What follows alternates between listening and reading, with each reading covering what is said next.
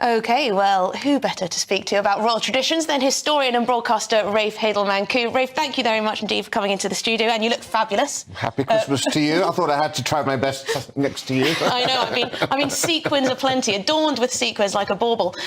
Rafe, so how important are the royal family to Christmas traditions and celebrations? Well, you know, I think we all one of our great traditions is gathering around the television set to watch the Christmas speech. Having had one too many snowballs, our Christmas cracker hats are slightly askew, but it's as much as a part of our Christmas, certainly in my family, and I'm sure millions of others, as having a Christmas tree and having Christmas pudding. And of course, it's one of the landmark events in the royal calendar.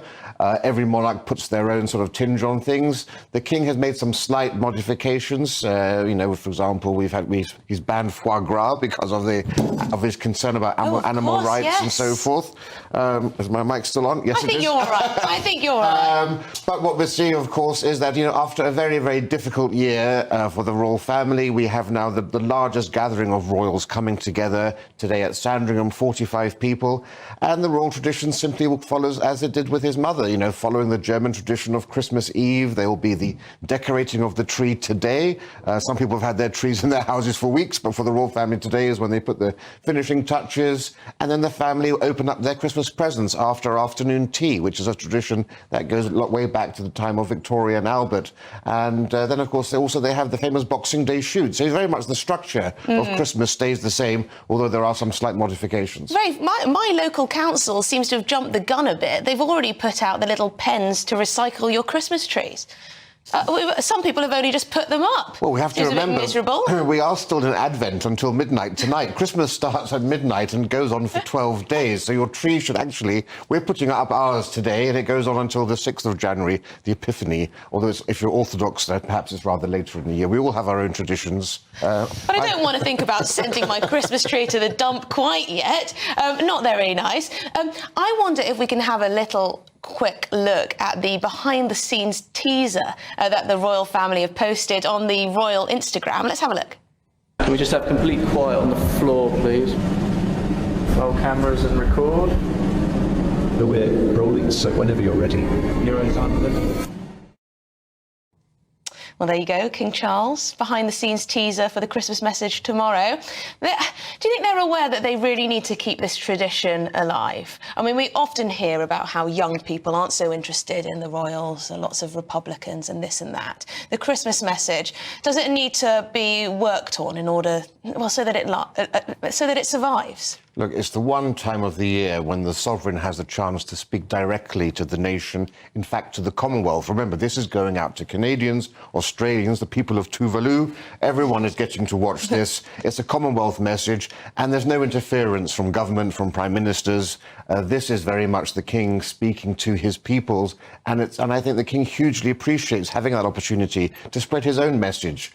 And it's a tradition I don't see as withering in any way whatsoever. You know, we're now in the social media age, so the message is reaching out through TikTok, yes, to an even wider audience. And of course, the team at Buckingham Palace know that. That's why you've got that nice little teaser. They're adapting for the modern age. The glory of the monarchy is that it retains its core essence while subtly evolving. The monarchy of today isn't the monarchy of the 1990s, let alone the monarchy of the 1950s, but it will last forever because it can adapt. Yes, and we today, I don't know if you've seen, but we've heard from Keir Starmer and his political Christmas message, and also from Kemi Badenoch as well. But there's something a little more magical about the one from our monarch. Yes, well, as I said, the king is able to unite all peoples together. We can loathe our politicians, but we love our country, and the king is the embodiment of that. And of course, you know, one of the great beauties of the royal family is that we all have a family, and so we can take part in those royal celebrations because they echo what's happening in our own lives. You don't mind, Rafe, but I'm going to bring in Samuel Sweek, if Samuel doesn't mind, on this one, because you talk about how the monarchy unites us all, and I would agree that it unites a lot of us, probably more than anything else, besides perhaps perhaps, I don't know, the Football World Cup sometimes, I don't know, Rafe. But Samuel, you don't think it really unifies, do you? Not too keen? No, I think it actually exemplifies the stark differences in our society. I think at a time where more people than ever in this country are living in, through government decision and through government inaction over years, living in poverty. We have more food banks in this country than we do branches of McDonald's. You know, when we've got pensioners sat at home freezing cold and we've got children going to school with empty bellies. I think it's rich for the monarchy to reach out to the people and pretend that they're anything other than completely different to normal people. But this is because a lot of huge numbers of people in this country, including those who are living in poverty or people of all different backgrounds, do look to the monarchy.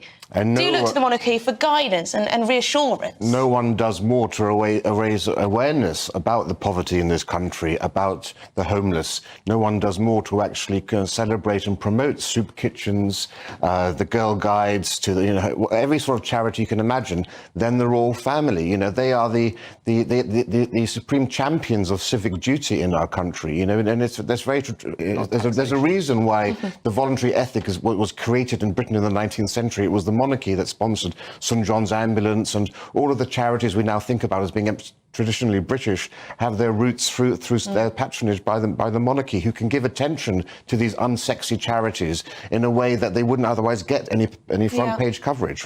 Yeah, another story that we've both come across today is about how carols are apparently being wokeified by members of the Church of England. That vicars are being told that some of the lyrics, some of the wordings need to be altered because they might be problematic. What's all this about? That's right. So we have now in Birmingham and elsewhere, the diocese have issued instructions to clergy to avoid hymns that refer to the Messiah, and also another one that refers to Israel being held captive and so forth. In a way to be inclusive and not to confuse or cause offence to anyone who's attending a carol service.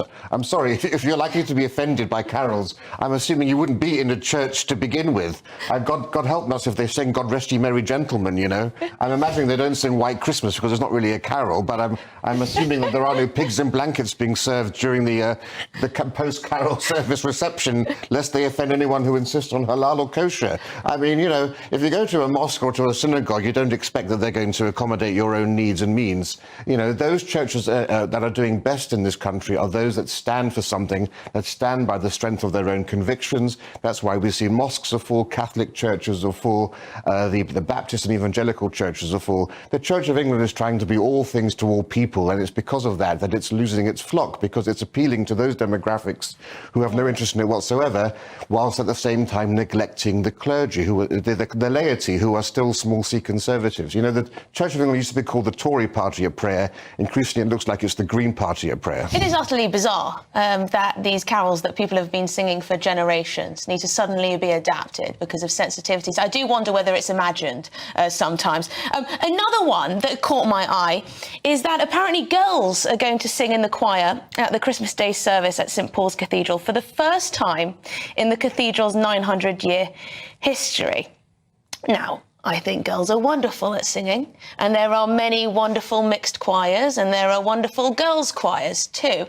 But is there not something particularly special about an all-boys choir, Rafe, or am I backward? No, I discussed this with Nigel Farage a few years ago on this channel with regards to another choir going down the same thing. I have nothing wrong with girls in the choirs, but one of England's greatest contributions to global civilization has been its choral music tradition. And core to that is, of course, the boys singing in the choir, that unique sound. You know, I'm a Catholic, and I have to admit, we can't hold a candle to the Anglicans when it comes to the tradition of choral music that's here, and there's no sound more beautiful in my mind than the sound of a choir like St Paul's or one of the Oxbridge, Cambridge colleges, or indeed at St Paul's. And you do lose something of that once you have a mixed choir.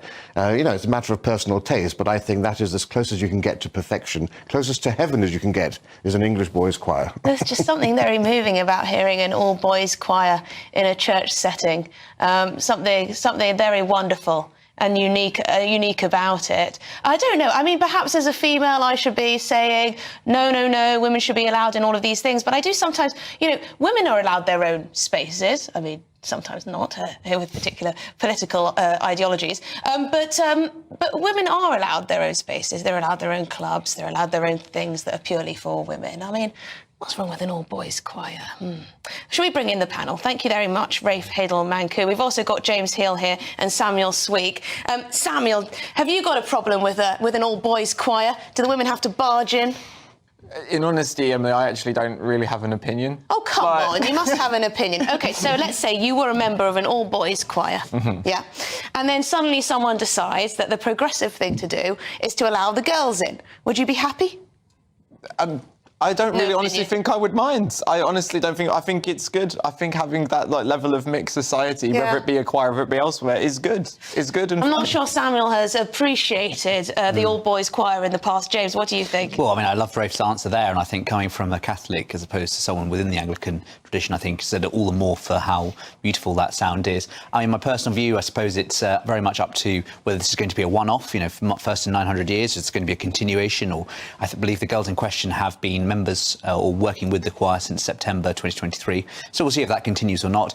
I suppose it very much comes down to the issue around sort of private members' clubs and single-sex spaces, as you were sort of alluding to there, which I suppose if it's up to in the individual churches they want to include them or not. I think there's arguments in favour of both. And personally, I think single-sex spaces are, legal and up to them. I know really. from personal experience that there have been rows at schools that have all-boys choirs. The girls come along, it becomes mixed, and you lose that all-boys choir, while often the girls then have their own choir as well.